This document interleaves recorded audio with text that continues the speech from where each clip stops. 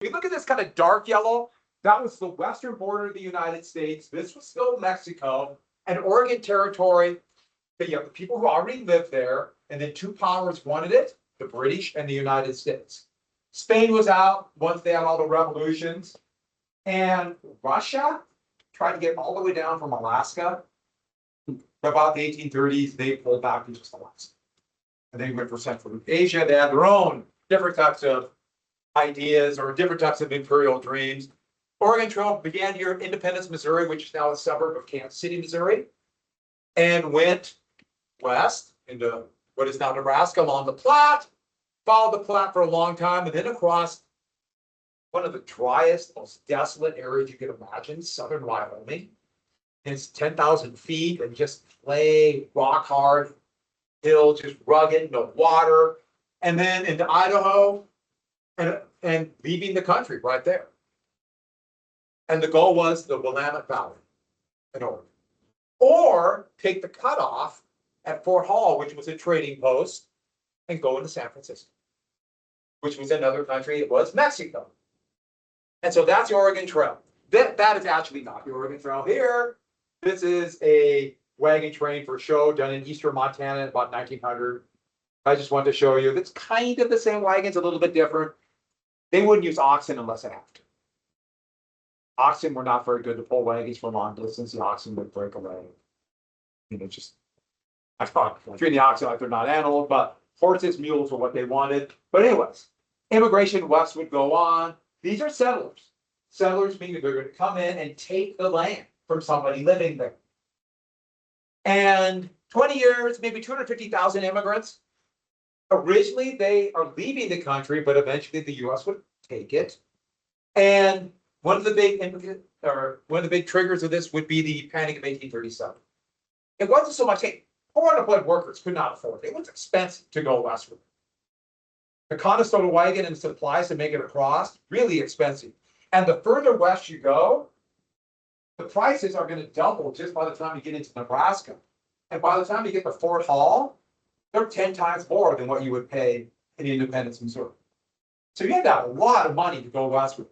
Maybe half of those immigrants went by wagon.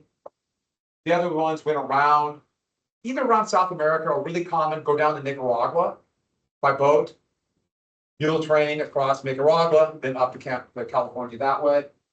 And so these are people who either sold what they had speculated on and got the heck out of there after the whole bubble burst in 1837, or they were going to have a little bit of extra money, but you had to have some wealth to go across. It was cheaper to go overland, but a lot more dangerous. Gee, I wonder what happened. The green line is total immigration. What would trigger these two spikes in immigration? What was discovered in California? California, a bunch of gold. We'll get back to the gold rush, which might we have a little war related to it pretty soon.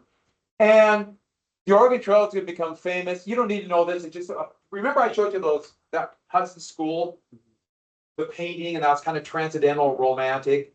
And beginning about 1840, they all started drawing Oregon Trail. They never went there, but their visions of nature and its grandeur. And it doesn't really make a lot of sense, but they're going into the west, into the setting sun. That's not southern Wyoming, but what the heck, right? The people who painted that, Berstadt never left New York. And there are a couple spots you leave here, April, but you want to time it right because you can't go too early because of the spring runoff. Too late because you're hot here and it's winter. That's where we, yes. What's that? That's where we are. Little word. No, in the game. In the game. Oh, you're in the game? Yeah. I've never heard of this game. No. And so like there are certain spots like Chimney Rock, Scott Bluff, Independence Pass, etc. You could save some time cutting off here, but there was no water. If you ever been to southern Idaho, you know how dry southern Idaho is. Yeah, this whole area is a big basin. So there's just no water, no rain. All your water's alkaline, salty. There's a reason there's a Great Salt Lake. because the water doesn't run to the sea, it all runs down basin and collects up every little bit of salt in the soil and created the Great Salt Lake, which is now disappearing. And that is Chimney Rock in Nebraska. Used to be twice as high. That's a picture they did in the 1980s. It used to be really pretty dramatic. Early 70s, it just broke, just fell. And the pieces are still kind of laying there. They used to have people climb up there, but they don't anymore. This is Scotts Rock, Nebraska. Another spot, got to be here. This is a little wagon train a little bit later on. You get an idea how crowded one of these Prairie Schooner or Conestoga wagons could be. You couldn't ride in one of these very long. Even at 2 or 3 miles an hour, there's no shock absorbers. You get basically like, just like a gas. Just ride along, just be miserable. So basically, when you signed up for this trip, you and your family you're walking to Oregon from Kansas City, Missouri. So, like I said before, they were kind of a different breed back then. This is one of my favorite. Oh, we jump right to here. This is one of my favorite spots in the whole trip. It's just west of Laramie. It's really high up there, but it's called Independence Rock. And it's State Park, Wyoming State Park. But people went along and made it there around the 4th of July. In pretty good shape. Pretty good shape. And they would carve in or use the axle grease, the tar, or the axle grease from their wheels. And they would write when they were there. The name, the date. And it's one of those things I thought, oh, that'd be neat to see. Then I got there and really, it's really cool. They're so proud. I mean, look what I did. Look what I did. I made it to here. And I know what's coming. This is just about 60 miles west. And I was looking at the surface of the moon. So that's what they're coming to. That's another one. I don't know if you're ever be driving on Interstate 80 across southern Wyoming. You never know. Maybe. Independence Rock is pretty good. That's pretty close to it. And this shows how they had to make trails. If they made them downhill where the water ran down, can you see what happened? It would just wash the trails out. So you look at old trails, they would actually make them on top of ridge lines as much as they can. So the rain washed down and away from them. And so if you see a trail, like, God, that'd be a lot harder to make it up there. Oh, the rain. If not, you get this sunken road. And this is still there. And those are wagon ruts from the Oregon Trail. And it's a dry, hot place in the summer. And a lot of you might know the game. Yes, I put the game up. Who has played the Oregon Trail game? Come on, admit it. If you played it. If you haven't played it, you have totally missed out. I don't know if you guys might. It's free online now. You just type in on your computer. I don't think you do it on your phone. Or your computer, play the Oregon Trail game. It was meant to be educational. It was meant to actually be played in schools. It's those of you who played it know it's 100% accurate. But it actually does have the places along the way. Like here in Independence, this is actually from the first game. 1989, one of the early computer games. And black and white, but eventually have Independence, Fort Kearny, Chimney Rock, Big Blue's a river. And then, of course, there's a chance you might get sick along the way. Poor John. I knew John was doomed. John was not going to make it. John got cholera. But the rest made it. Yay! Or what else might happen? You might get typhoid, or of course, what's the one we all fear? Dysentery. I had someone with this. I saw someone with a T-shirt that had this. I thought that was pretty fun. That's the Oregon Trail game. If you played it, you know what I'm talking about. If you haven't played it, I feel so sorry. I don't know how you're gonna make it. Should we spend the rest of the year just playing the game? Yeah. And you guys just have to know everything? Yeah. Huh? One day. All right. And then, of course, you would eat whatever you could get along the way. And this was the most common part of their diet as they went. When I got typhoid. That is typhoid. Okay, I know what a lot of you're thinking. You know what Slim Jims need? Petroleum-based cheese. Cheese wins. Yes, this is from the vulgar golden game. But I thought this was awesome, and so I had to put this up there. Who has had a Slim Jim before? And you've lived to talk about it. Good for you. you've made, or did you find that picture? I found it. But that's usually what I have for lunch. Yeah. I want to end my life with reading this. I'm gonna make this a knowledge. You will pay for this if you eat this. I just thought that was This is hilarious. Also, remember I showed you a Schoolhouse Rock? Yes. Do you want to see another Schoolhouse Rock? You're gonna see it.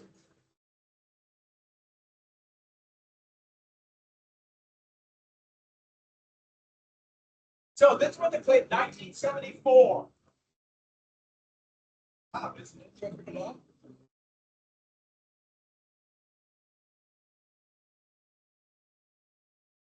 So this is Schoolhouse Rock.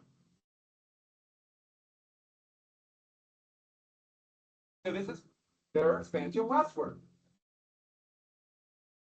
This is what we call nationalistic history.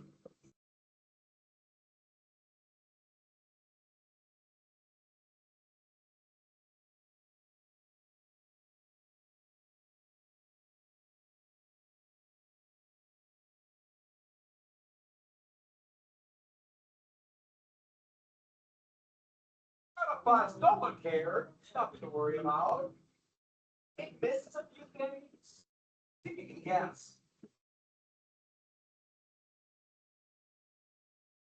Who had seen this one before? Anyone? So two of us. Okay.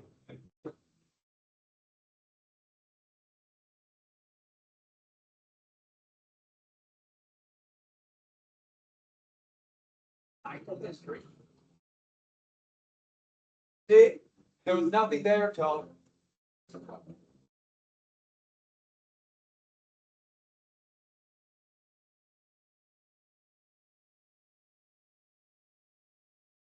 Win land rights. About that. Oh, it's that guy.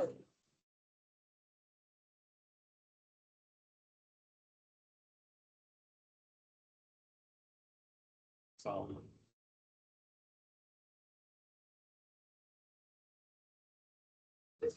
Yeah.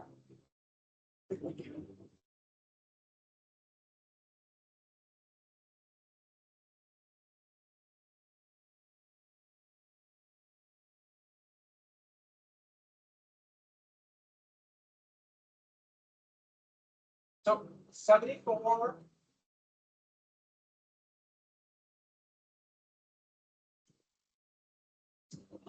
I could have just showed you this. What was going on in the early 70s? Well, lots of stuff, but LSD. Apollo. Oh,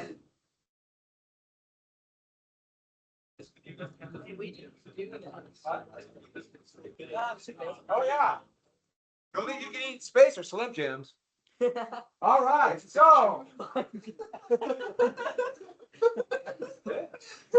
right.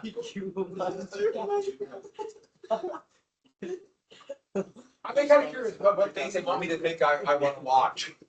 All right, so we might show one more Schoolhouse Rock, but I don't know if you're worthy. So let's get the last little bit I want to talk about. So we brought up the Church of Latter-day Saints when I first talked about the Second Great Awakening. I just mentioned I was going to come back to them, and this one I'm going to come back to them, very quickly. Obviously, I have time to go in great detail. But one of the reasons we have to is because when they would make their trek westward, they followed very close to the Oregon Trail. If you're on the Oregon Trail, there'll be signs nearby that will say the Mormon Trail nearby. They went for various reasons on a slightly different trail, but it had such an impact on the West. We got to talk a little bit about it. So this is my very cursory, quick version of it. And don't forget, they started in the Burnt-Over District of New York. That's where they got the real start, the first organized church, and very evangelical, took off. But they're going to come into conflict with various faiths and people nearby for certain reasons. We're not going to go to the issues of different interpretations of Christianity here, but especially early on. Well, to be one big reason, some of you might already know, but this is one of the first copyrighted books of Mormon. You might see 1830. And Joseph Smith, who, well, you can see right here, decorated by the hand, Mormon, on plates. These books are really valuable. I saw one, a Book of Mormon, from the second edition, that was over $1 million. And the reason why is very simple. People use them. So there's not many, they use them, so they all wore out. So there's not many left. So it's kind of amazing. I know it'd be really valuable, but that kind of, wow. But anyways, very evangelical, starting in New York, evangelical trying to get as many people as possible. It's today one of the fastest growing religions in the world. But a couple of things. First off, like many of the churches of this new Protestant wave of the Second Great Awakening, they call themselves a Restoration Church. And it was to go back to their interpretation of the early church. Now, it is an interpretation because they didn't want to go back to the actual early church, which was Catholic. But a restorative church, and early on, very restoration, and there'll be a couple sects who actually call themselves a Restoration Church, Church of Latter-day Saints. And they're very, very much millennials. Remember millennialism, believing that Judgment Day is near. So in this, there are similar to the other Protestant sects that were being created like wildfire during the Second Great Awakening. And one of the reasons they would come into conflict, this church, when they would be basically forced out of New York into Ohio, Missouri, and Illinois, was their interpretation of democracy. And it was called theodemocracy. And basically, the concept was, at least to the people, it's a democracy, but a theocratic means by religion. And so it was the members of the church will make decisions. We've had this before. I'm simplifying a little bit, but remember Plymouth and Boston did that too. You had to be a Puritan or a separatist. And this would come in conflict with the people who were not part of this religion, especially in Missouri and Illinois. So went to Ohio first after run out's not the right way in New York. This was more of an opportunity. But Missouri, they would be run out, literally at gunpoint. The governor of Missouri not only sent out the state militia to force Mormons out of the state, but also put a bounty on the head of all Mormons. And so this was a bloodthirsty removal and kicked out of the state. And that's why they went to a little town called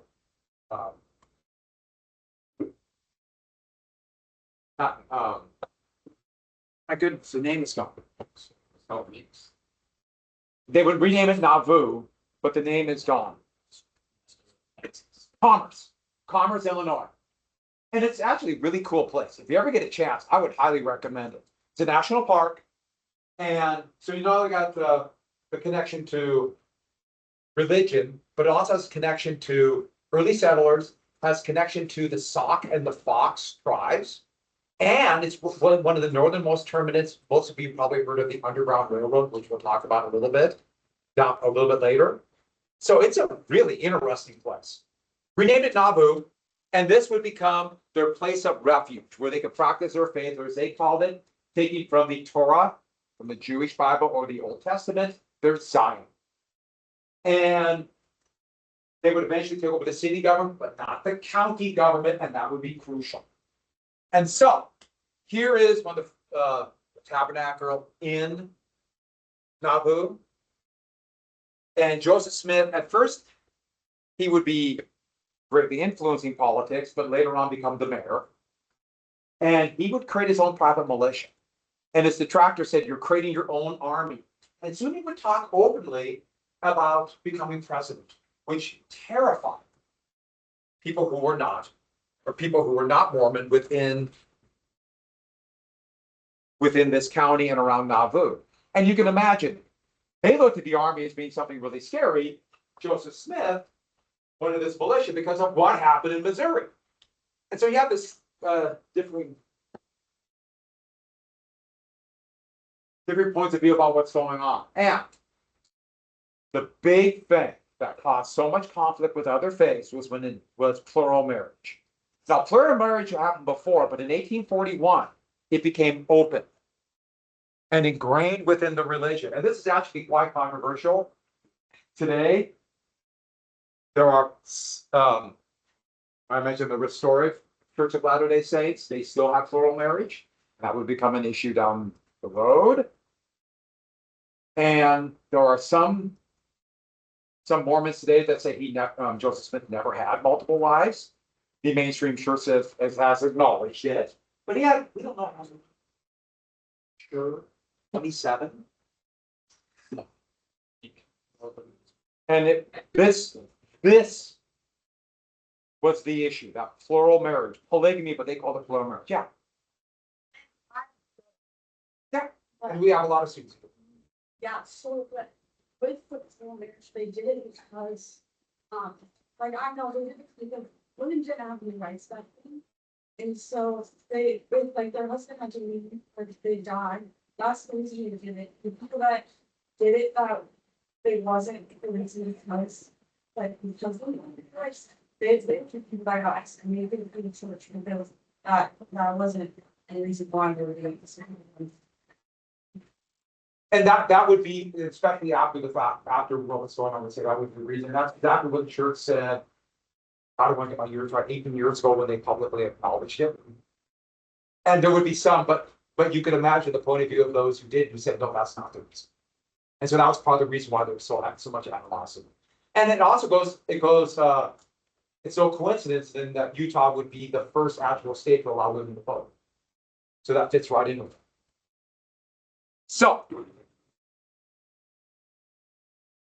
So there's a number of things that happened there. And one of the big things was the state of Illinois said there can be no plural marriage. And they were going to come and arrest them.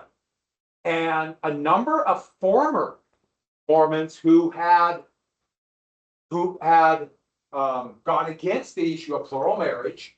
I know there's so many other issues that were fairly important, but this is one everybody focused on. So at their own newspaper, the Nauvoo Expositor, and this also had people who were not Mormons at all. Some had left, who had become like a different sect because of the issue of plural marriage. And this newspaper began to attack Joseph Smith. And Joseph Smith passed as a city ordinance to basically destroy the newspaper. And this is going to trigger eventually. The governor was going to send state militia, but actually more of an informal militia came and threatened to arrest Smith. Smith agreed and gave himself up, be arrested, and this militia stayed and surrounded the prison, stormed it, and he would be thrown out of a window, shot, and then probably beaten. Lynching is torture. Most people think of lynching as hanging, but he would be murdered. Lynching is this extrajudicial murder. And once Smith was killed, well, I think you could probably imagine what's going to happen. Those who were there, like those Mormons who were there, just like what happened in Missouri, said, we got to leave this country and leave it fast. And so he was arrested and lynched. That is when they decided, and they'd already talked about this, leaving the country and going to Utah. Going to Utah. Where's Utah? What country is Utah in? It's in Mexico. They're going to go to Mexico. And here's a picture. It may be led by Brigham Young. And I just love this picture for lots of reasons. First off, if you weren't sure, someone wrote old photo on it in case you weren't 100% certain. So these are two photos, Brigham Young and Joseph Smith. No, they're not posing. This is old school cut and paste. The old school, where you literally cut the picture out and then you pasted it onto another frame, and then you did something to kind of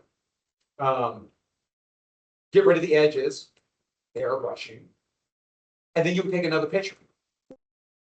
And that's how they did it. That was old school cut and paste. And then they were black and white, and everything looked really kind of flat. And so they tried to make them more lifelike. So they would take paint and they would try to paint their face to make them look more lifelike. But it's smeared on this. And so that's why you had that picture, which I think is just great that somebody had saved this picture. What a great artifact. But that's old school cut and paste. And what they did then is, you know, they call airbrushing, they would literally paint the edges and then take another picture. That's how they did it. So they traveled westward, and this was, first, a few went, and they had heard about this, and read about it, and thought this would be perfect. Nobody would bother them there because it's in the middle of a basin. It's surrounded by salt flats. It used to be the Great Salt Lake. And there's another reason. Go on. Besides being in Mexico, so explosive coast. We got. So when Brigham Young first arrived there, he sent a cadre across the people go here and establish themselves near present day Los Angeles in case they ever get out of there again. They have a base. And they would begin in the San Fernando Valley, and they would tap in and find an aquifer and begin to irrigate. And so it's because of Brigham Young sending people just in case, that would be the beginning of LA. Of the strange little quirks of history. And now they're out of the United States. And there would be a couple different ways. On my wife's side, there are people who were Mormons, and her great grandpa and grandma walked from Illinois to Utah. Carried everything in basically the wheel. So this was a determined group of people that went westward, and we will have to come back to them. And that's a good place to stop. What are we gonna do? If you ever go to Salt Lake City, Brigham Young personally walked off the streets. It's one of the easiest places to drive, big city to drive around in I've ever been.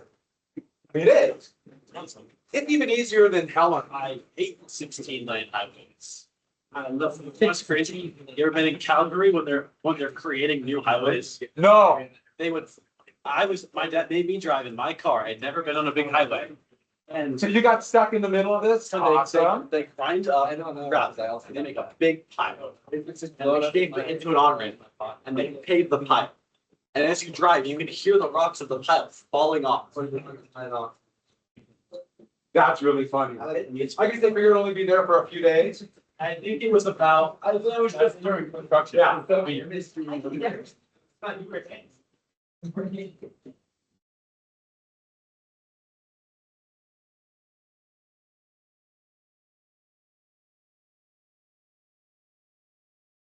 See you tomorrow.